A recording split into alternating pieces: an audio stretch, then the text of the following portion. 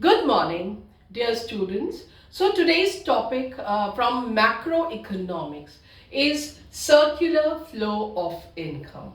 So we'll do all the aspects related to circular flow of income. First of all, the very first question, what is the meaning, the definition and meaning of circular flow of income?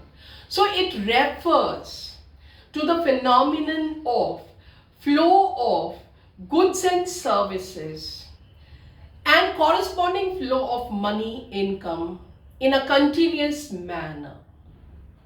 This is the definition. Now the second question is, what are the principles of circular flow of income? So the principles on which the circular flow of income works.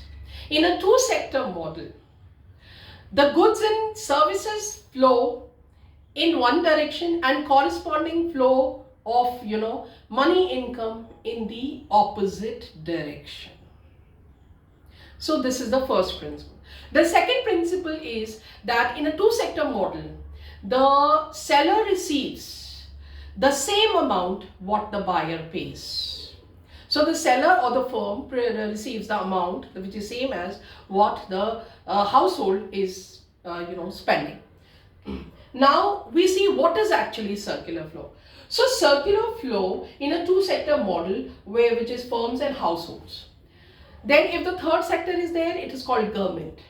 And the fourth sector is rest of the world. So at this moment we are considering a two-sector circular flow of income. So in the two-sector model, the households supply factors of production. They are the source of factor inputs, namely land, labor, capital and entrepreneur. So firms provide goods and services after producing to the households. Now this is a flow which is called real flow or actual flow or a physical flow. So what is the physical flow? Physical or actual flow or real flow, flow of goods and services from households to firms. Flow of factors of production from household to firms and flow of goods and services from firms to households. Then let's see the other one. The households receive payments from the firms in the form of payment to factors of production, that is land gets rent, labor gets wages, capital interest and the entrepreneurship, the profit is given to entrepreneurs. So the payment to factors of production is from firms to households. And then what do households do with the payment that has been received? They spend. So the expenditure on goods and services by the households. So therefore, this flow which is in the form of money income is called the money flow or nominal flow. That is, payment to factors of production from firms to households, and households spend the money received on goods and services, so the money comes back to the firms. So there are two types of flows in the circular flow of income. First is the real flow or the actual flow or the physical flow. So you can say, this is called the inner circle is the real flow. The inner circle is the real flow. That is the flow of factors of production, namely, the factor inputs, that is land, labor, capital and entrepreneur from households to the firms. And goods and services, corresponding flow of goods and services from firms to households. This is called the real flow or the physical flow or the actual flow. What is the other type of flow? Payment to factors of production from firms to households in the form of rent, wages, interest, profit, and a corresponding flow of expenditure on goods and services from households to the firms. So this flow is called, the outer circle, if you see, it is money flow. It is the money flow, right? So this flow is called the money flow. Now this circular flow of income results in three phases. three phases, namely income generation, income distribution, and income disposition. So income generation phase is called the value added. It gives us a method, a quantitative method called value added method. Income generation gives income distribution. So income generation gives us a measure, helps us to measure national income by value added method. So income distribution helps us to measure national income by income method.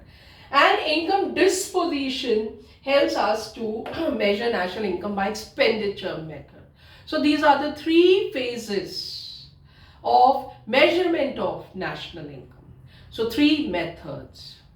So circular flow, to sum up, is the sum of the real flow and the money flow. So flow of goods and services in one direction and corresponding flow of money income in the opposite direction. Now moving further, what is the significance of circular flow of income? So the very first significance or importance is this flow helps us to understand the mutual interdependence between the three sectors of the economy, namely primary sector, secondary sector, and tertiary sector.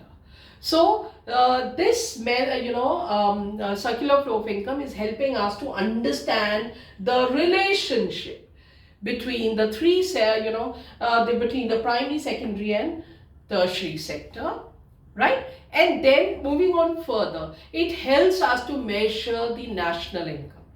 So three methods, income generation phase gives us value added method, income distribution phase gives us income method, income disposition phase gives us expenditure method. And third, a very important significance is that it helps us to understand what are leakages and injections. Now leakages refers to the withdrawal of money income from the circular flow. Not very good for the economy. Why?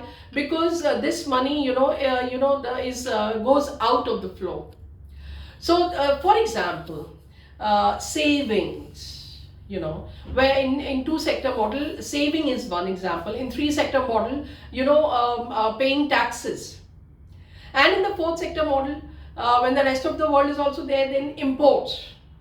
So three examples of leakages are savings in two sector model, then in three sector model, because government is also there, so payment of taxes, and then when the rest of the world sector is there, the fourth sector, then it is imports. Now what do you mean by injections? Injections refers to the addition of income to the circular flow of income. Very, very good for the economy, because it means investments which results in capital formation. Now injections refer, we can take some example. For example, in two sector model, investments, and then when the government is there, then you can say expenditure on infrastructure, and when the rest of the world sector is there, then you can say exports. So injections and leakages are very important phenomena that we are able to understand from the circular flow of income.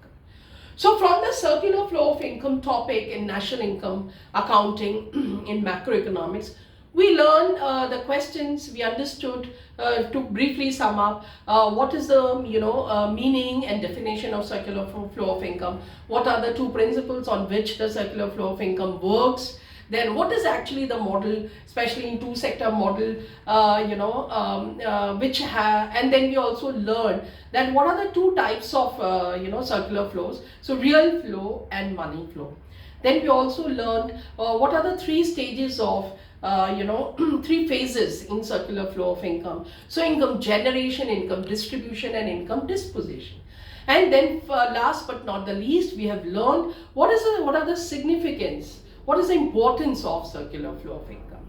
So great help, great concept. Thank you, and see you next time with a new topic.